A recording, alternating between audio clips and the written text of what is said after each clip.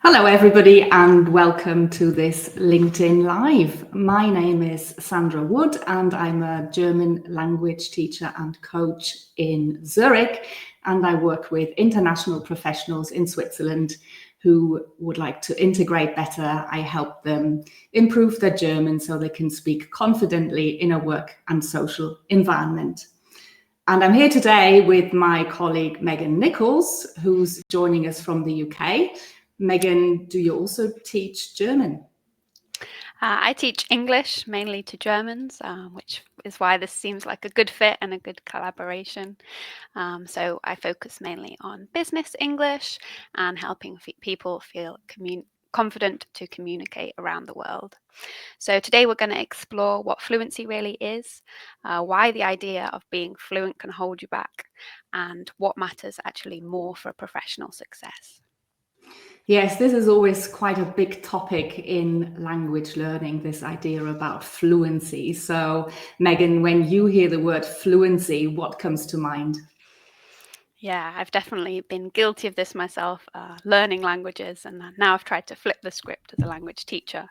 So I think people think that it's about being very fast and speaking very fast. This speed is important to the fluency. It's the idea of making no mistakes and having lots of confidence, as we talked about in our live last time. So what do you think how most learners see fluency, Sandra? Yes, so they often tell me that they want to be able to speak quickly, as in not think about what they want to say, as if that was almost what native speakers did all the time. But, Yeah. like you and me were here today, and we're certainly not just speaking very quickly, but we need to think about things. And they also think that it means, yeah, there's no hesitation and perfect grammar. So everything is correct all the time. And people sometimes almost chase that ideal fluency. Why do you think that could be a problem? Yeah, I have lots of clients with this belief, and I think that it's the idea of trying to do it all at once, and going from like zero to hero in a couple of weeks. So, for example, I had a client recently that wanted to be able to talk in the financial meetings, the board meetings, be able to do the appraisals, and the recognition with all of the staff. And I actually had a conversation with them, and I said, "Do you need to be able to do all of this in your job?" And they said, "Well, no, but I just think I want to be fluent." And this idea is interesting to me because if it's not necessary for the language, why is this a goal? What do you think are Mhm. the main problems with this perfect fluency mindset, Sandra? Yes, so what you've just said sounds really familiar, but I think it creates a lot of pressure and unrealistic expectations because learning a language takes time. And if you're a beginner or even an intermediate student and your goal is to be fluent, it seems so far away and it's just not the right goal to have. And it also ignores context. So, when you want to be able to speak to your neighbors or to your colleagues over lunch, that is not the same as giving a presentation at a board meeting, where, of course, you would be expected to have much different vocab and use formal language. So, you need the language for your personal situation, so that real world German or English. And also wanting to be perfect holds people back because they're then afraid of making mistakes. And sometimes my clients tell me that they're rather quiet so that they don't say anything because they're afraid of looking stupid when they make a mistake. And that's kind of the worst thing that can happen, because then you can't participate in a conversation and you just can't connect with people, which is such a shame. Yeah, definitely been there, done that. But you can't let the fear hold you back. Is there Um, anything that you think of when you think about that fluency mindset? Yeah, I think this common misconception with English is that they want to have the perfect accent.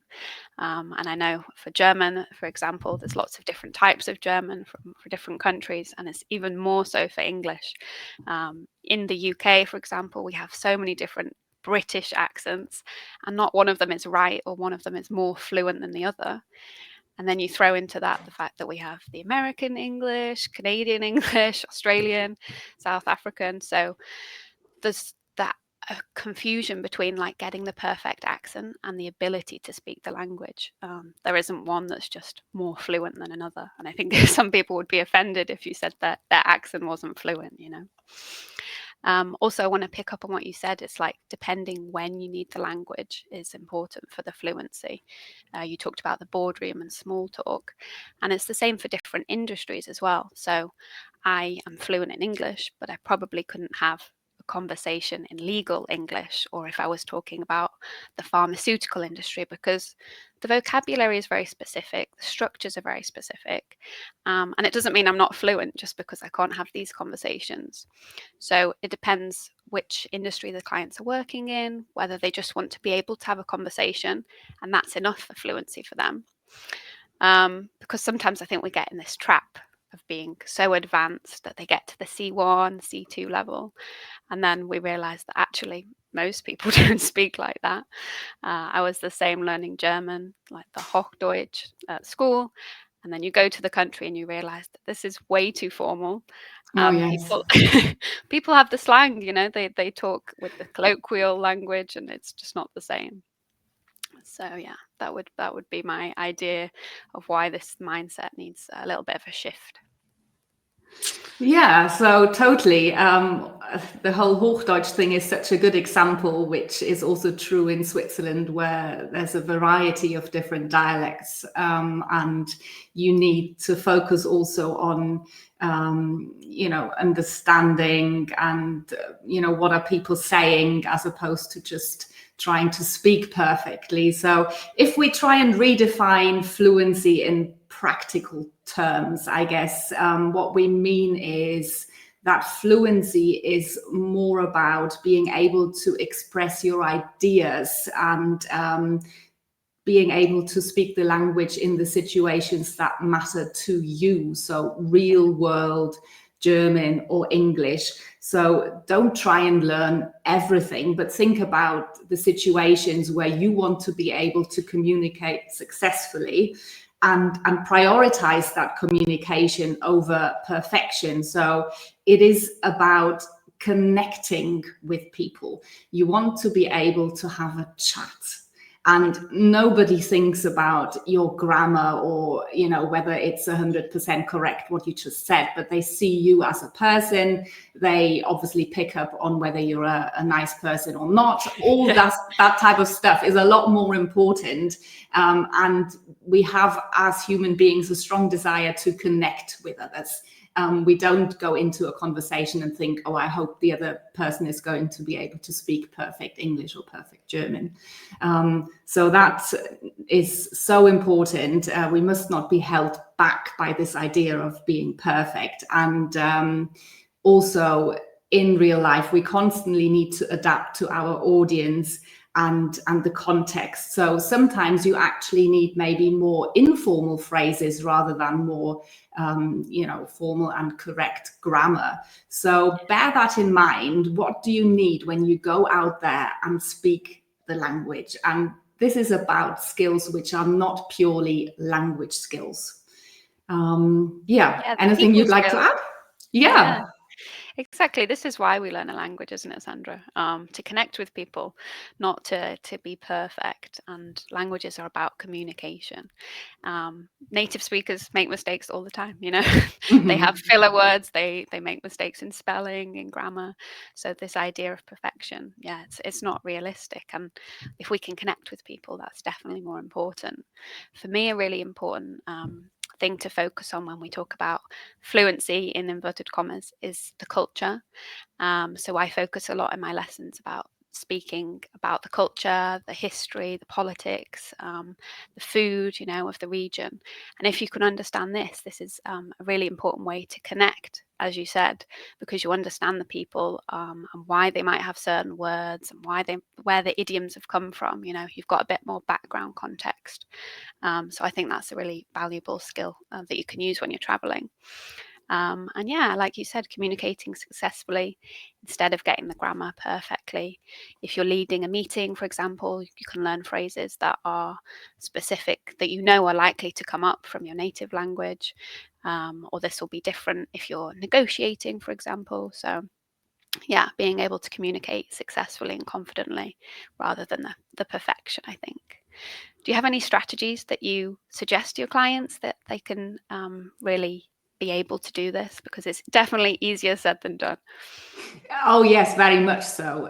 So we've all been there, and it's definitely not straightforward. It requires practice. But when we focus on the outcome, so the successful communication and the connection, I think it's about a focus on getting your message across. You want to be clear, and you want to make sure there are no misunderstandings. So it's certainly not about speed, but about the right types of phrases for a particular situation. And like you just mentioned, Meg, you know that from your native language, what types of things would you say when you're negotiating with somebody, when you're in a meeting.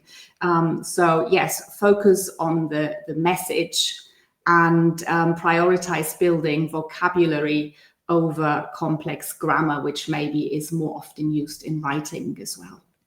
Yeah, absolutely. You can make vocabulary lists of things that you know will be relevant from your experience, because these are often experts in their industry. It's not the first time they've had these situations, and it might be the first time they have the situations in a foreign language. I definitely encourage embracing this, like a childlike curiosity and being excited and interested to learn. When we're more passionate about something, we're more likely to remember it and kind of get rid of that perfectionist mindset, because if we look at kids, they're excited to learn, and they don't worry about their grammar when they're learning their native language at 3 years old. They just want to communicate and speak with other kids. So if we can go back to that stage, that would be helpful, I think. Yeah, children are sometimes really good role models because they don't worry about all these things, and they also celebrate small wins. Something very small can make them really happy. And I think that would be helpful for us in language learning, even going out and buying something in a shop and doing that in the foreign language and walking out of the shop thinking, yes, that's now worked. I didn't switch to, say, English in Switzerland, for example, or, another language. So it's about these small things and build on those. If you've done it once, you can do it again. And that will then also build that confidence to go out there and to keep trying until it is a bit less scary, and you feel that it flows a bit more naturally, really. Yeah, absolutely. If we can get the momentum and we feel like we can do it once, then we can definitely do it again. I love that suggestion, Sandra. Yeah, so should we maybe summarize what we've said so far in terms of fluency? I guess we've spoken about how fluency is not about perfection, but it's above all about connecting with people. It's about having the confidence to have the conversation, and it's about the clarity of your message. Yeah, absolutely. I would love it if people could maybe comment, or they could share their ideas of what fluency means to you now. We would love to hear from you. You can connect with us on LinkedIn, I think. And yeah, we are going to have another live session in November next month. So we'll be posting details, but we're going to be talking about Denglisch, which is a combination between German and English, because we have lots of loan words between the two languages. So I think that's going to be interesting for both of our audiences. Very much looking forward to that, definitely. And in the meantime, you can also watch the replay if you haven't been able to join us live. So follow us on LinkedIn and we'll keep you updated, and look forward to seeing you in November. Thanks for joining us today. Perfect. Thank you.